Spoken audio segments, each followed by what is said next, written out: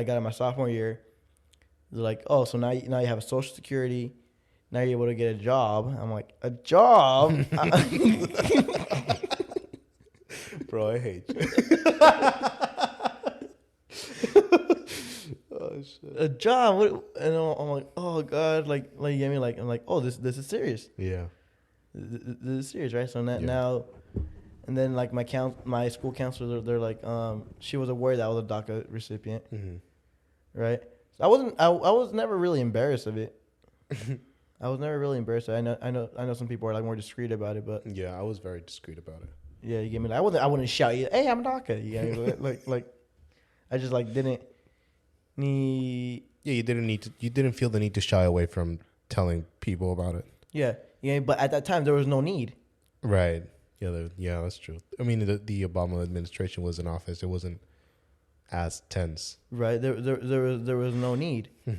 You get me? So eventually my junior year came around. I didn't have my first job until I graduated high school. Like I know some people start working like when they're 16. They're dying to have a job for some reason. For whatever reason. Fucking loser.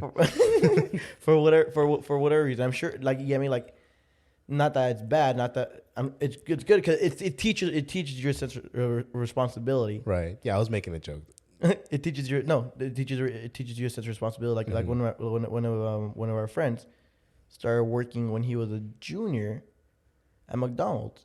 Right. You get me? So I remember him getting home, and then you wouldn't work much either. You'd probably work like a few hours and shit. 16 Yeah, they hours. don't. Yeah, I worked at McDonald's when I was a senior. Yeah. So you work like 16 hours a week. You get me? I'm like, that sucks, bro. Like, you can't play now. Yeah. Like, nope, gotta run to work. I'm like, tragic, bro. Yeah. You get me? But that goes back to, at the time I didn't. You get me? I didn't need for whatever reason pick up a job. You feel like, and that kind of carried on. Until my senior year, when college applications started going out. Right. And then, thankfully, I had DACA at that time. Right. So they're like, you're social or whatever. You get me? You can go to college. You can go to college. And I'm like, cool. You get me? Like, you get me? Like I said, I was never a great student, so I didn't like look forward to that. I know I needed it because that's what you're just taught. Yeah. It's where you're told you need to go to college. Right. Not that you do, not that you don't, but everybody's own choice. It's instilled into us, yeah. You get me? So I think the major part DACA played in my life was the work permit. Right. The work permit. Right. So my first job was at Home Depot. No. It wasn't? No. I remember you talking about Home Depot. I worked at Hollister. Ooh. I worked like 6 hours a week. For the holiday season? No, not even, bro. Like, it was like, there was like, because people would come in and out so often. They had like a whole bunch of people. That were just like 6 hours a week. Yeah. You get me? Like maybe 10. You get me? But I think that's the first one. And then I went to Target. So when I got hired at Target, that's when my DACA had expired for the first time. And they brought you into the office. They brought me, like I got hired, this and that, filled out paperwork. Right, and they're like, hey, your social's bouncing back. I'm like, I didn't understand that. Like, what do you mean? How's it going to bounce back? It's like, a card.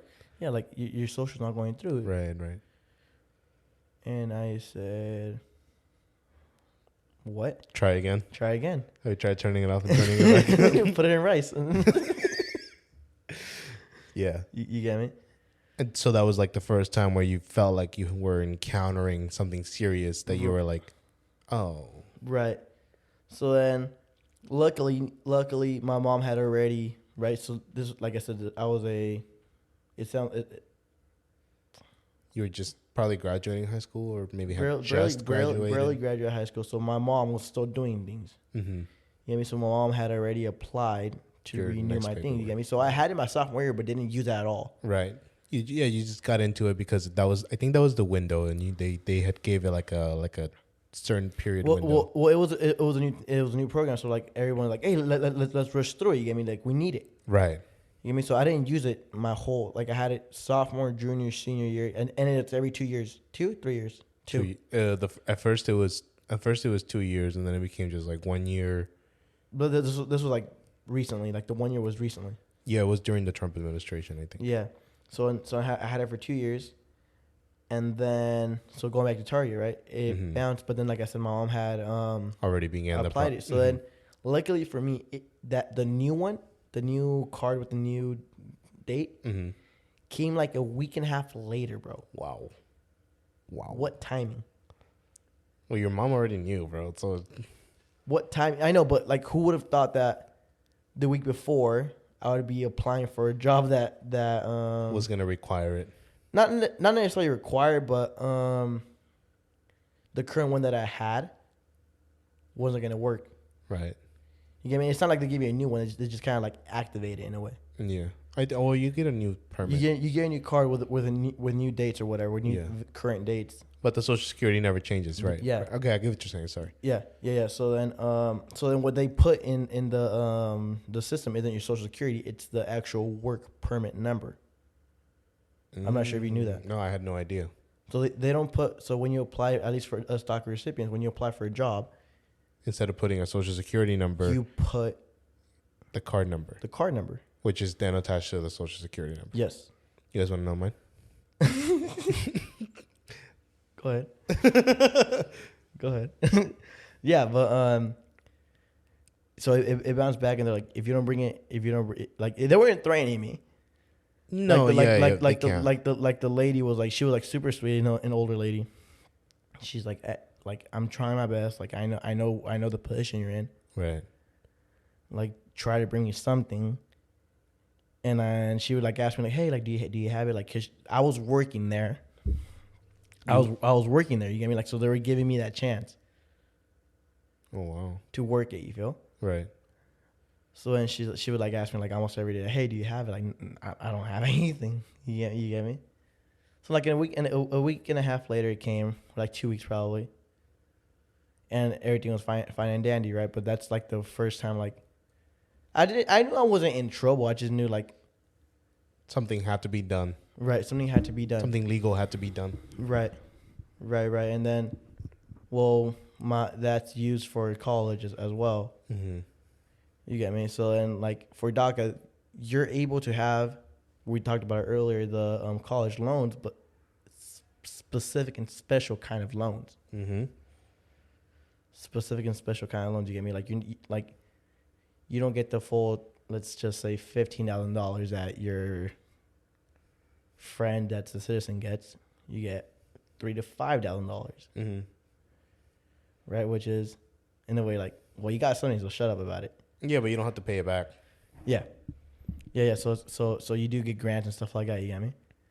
But then, like going into college, I would think like, how am I gonna pay for this? Because I was told that I wouldn't get the full amount that everybody else got. Mm-hmm. And I guess what you got varied on your situation. Like income, like family income. Family income. So at the time, you have no credit. You haven't. Right. Maybe you do, maybe you don't, but you're still dependent on your parents' taxes or whatever. Mm-hmm. So they base off your parents' income. Dude, honestly, I don't think I even knew that. Yeah. So they do all that. They tell you you're not gonna get the whole amount, but you're gonna get some help. Mm-hmm. It depends on what it's usually like if you make under $70,000. Which cake? Okay, $70,000, right? But then I knew like, oh, so this is very, very different. That's another time when I realized like, oh, I'm much different from. Cause that's a big difference. $3,000 to $5,000 compared to like the $15,000 somebody else is gonna get. Right. You get me? So right. I wouldn't say I take it for granted, which in a way I did. Mm-hmm. Because for the time that I spent at that time, for the time spent at that time, I should have done more with that time. If that makes sense. No, I get what you're saying. You get me? So that's when I started realizing that like this is much different for me then. Right. Yeah. And then the opportunities that came on after that were, well, first, like you said, was realizing that your situation is different and that you have to do not necessarily more. But things are different. Yeah, you just have to move through life a little bit differently. Like you have to jump through some loopholes to be able to get that. But overall, for me, like I think as soon as I got DACA, like I realized like, oh shit, like I'm gonna be able to do something. Mm-hmm. Excuse me.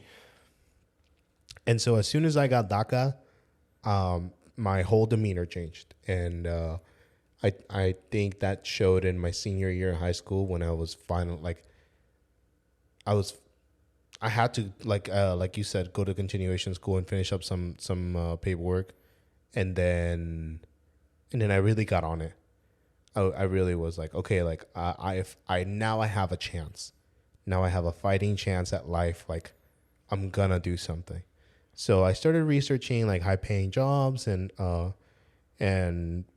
you know, like kind of like low college, high experience, high paying jobs, which is how I came across being a mechanic. And at the time I was really into cars too. I got into cars. So it was just like a perfect mix. Right. And then I found my college and I went, and that's how I ended up to where I ended up now. And then, but going back to all of it, like that is what opened the door for me. Like without DACA, like I nothing would have changed. Like I would have been, I don't know. I don't know where I would have been. Right. I honestly don't know. Who knows? Like I might have worked construction. I might have just stayed at McDonald's. I don't know. Actually, not even at McDonald's, bro. That's Right. the other thing too. That I was gonna say that. Yeah. I didn't realize that I couldn't get a job. Mm-hmm. Once I realized I couldn't get a job, I'm like, what am I supposed to do? Yeah. And then so finally, like I just life started to make sense after that and I am very grateful that I was able to receive it. Right. Yeah. No, I agree, because now, like my current job, I'm a college coach. Right. I'm a college coach. I'm a club coach. Right. Dang, bro. Right. So I need to be able to work legally. Right. Right. Yeah. Right. So all that, like, I mean, like I wouldn't say bumps, but like the prior experience that I went through of working with the retail job that I had, Mm-hmm. because of my social, you know, Right. because of DACA, you get me. So like you Right. said, if I didn't have this, I wouldn't have worked any of those jobs. Right. I wouldn't have the job I have now. Right. I wouldn't have much of the life that I have now. Right. You get me? Yeah. And that's a big deal, man. I hope that you're proud of yourself for that, because Oh, definitely. but at the same time, it's like I think for people that try to argue against DACA, like our argument is none of this would have been possible without DACA. Right. Like the jobs even just sitting in this apartment, like this apartment wouldn't be possible. The jobs that we have wouldn't be possible. Like the equipment wouldn't be possible. Our mindset wouldn't be possible, because our ability to be able to get legal, high-paying jobs allows us to open up our doors to new opportunities. Yeah. Like I saw my parents go through unstable schedules their entire lives, and so like now that I have some sort of consistency, I am able to come back home and think about a business and think about investing and think about like all these other aspects of life that I wouldn't have been able to think about whether if DACA wasn't a something that happened. Yeah. And it's tough for people that don't even have the chance to be able to get DACA, because the pretty much the same way that we at one point realized that our life was kind of dead end, they go through their entire lives like that. Yeah, there's you had to be in the U.S. by a certain time, or you have to like prove that you went to school, whatever. Mm-hmm. You get me? So DACA is really, at least from my knowledge, made for people that were brought here against, like, not against, but like, how would you say? You were brought here. What? You were brought here, not knowing where you were headed. Right. It's pretty much intended for kids. It's called DACA, stands for Deferred Action for Childhood Arrivals. Yeah. Which roughly translates to you were brought here as a kid, and therefore, because you were unwillingly being brought. I wasn't sure if unwillingly was a word. Yeah. That sounds like you Sounds like you made it up. Yeah. Yeah. So for kids that were unwillingly brought into the United States, not knowing that like they you weren't kidnapped. Like, you were. Yeah. But you also were not aware that any of this was happening, and so therefore they're giving you a break. Right. So going